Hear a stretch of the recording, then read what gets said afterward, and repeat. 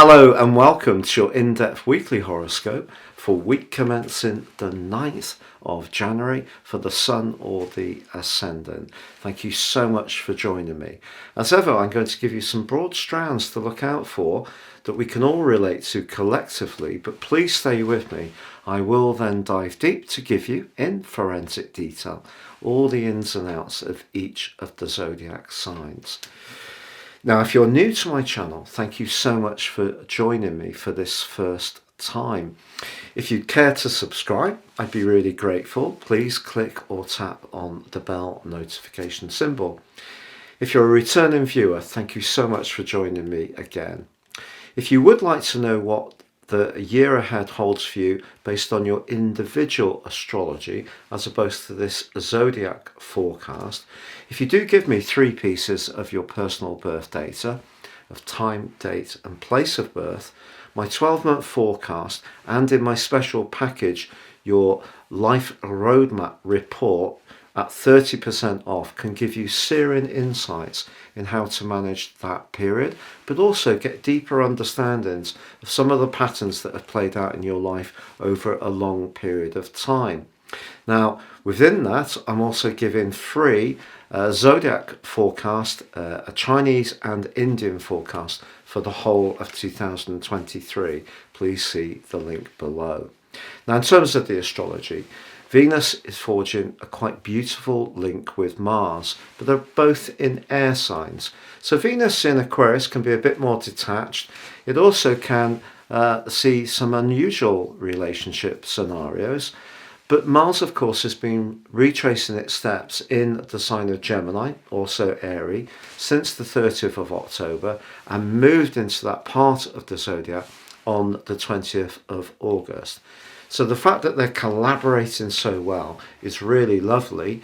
And obviously, air signs can be about messages and communication. Is there something that you want to say to someone? Because this would be a good time to do so, particularly when on Thursday, Mars goes direct. And I think that's something we're all going to really appreciate. It's going to move into the sign of Cancer on the 25th of March. But if things have slowed down for you and have felt that nothing was really moving forwards in the way you've wanted, this will really help. But also from Monday to Wednesday, Mercury replaces the Sun in a sparkling angle to Uranus. Last week, the Sun and Uranus were urging us to try something different. Now Mercury's asked us to think about something different, but in a very practical way, because both are in Earth signs. So it's about being more innovative around our resources. Now, as the week draws to a close, there is a quarter moon in the sign of Libra. Very much about balance and, of course, about relationships. But the Sun, by that point, moves into a conjunction with Pluto. This is mighty and gives an opportunity for transformation. But because the ascendant energies of Libra, it's very much about how we relate to people, doesn't necessarily correlate well to the power and the more orthodox approach of the Sun in Capricorn, and the energies of Pluto, which can be about transformation. So a relationship in a professional context may come into focus very strongly as the week draws to a close. But then again, it could be who holds the power in a personal relationship. There could be a little bit of a tussle, and maybe something needs to be talked through or something needs to evolve.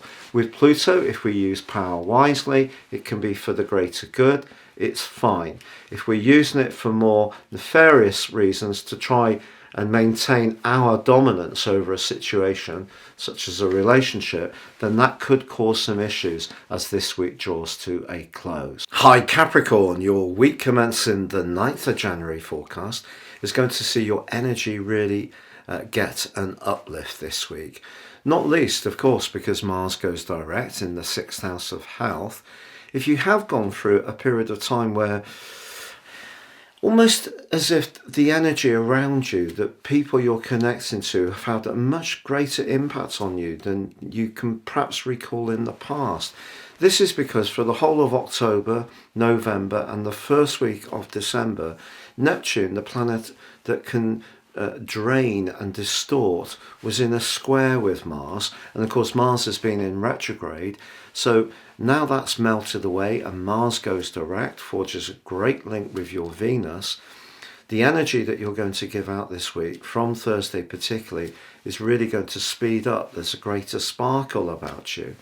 If in a romantic context you would like to meet somebody, ironically, the place that you do could be somewhere incredibly mundane. A supermarket queue, bus stop, perhaps at the gym, that's a possibility, the doctor's surgery. Now, Venus being in your second solar house can be good for finance, for sure. But of course, you have got Saturn here as well. And the two are going to come into an exact conjunction on the 22nd of January. But this week in particular, I feel that whatever your resources, it just will seem a bit brighter. And another part of that equation is that Mercury in your sign links in such an enterprising way with Uranus, your idea sector comes to life as well. If there is something that you radically want to change in the physical world of your life or deep within yourself, the Sun's combination with Pluto at the end of this week gives you a fine opportunity to do that. What I would say, it is probably not the best to try to resist any changes that may feel as if they're not necessarily being forced on you. But if change around you is something that is almost inevitable, the more you put it off, the more exhausting the process is going to be. This could be something to do with your work, with the quarter moon in your 10th house in the mix at the end of the week. And perhaps also it's to do with your desire to perhaps be the central player in a situation. If you're really motivated to do your own thing, creatively, artistically, or run your own business, this combination between the Sun and Pluto can be awesome. But if you're in a big organization where you want to do your own thing, it could see you butting heads with a line manager or what's expected of you in terms of the laid down orthodox way of approaching your role.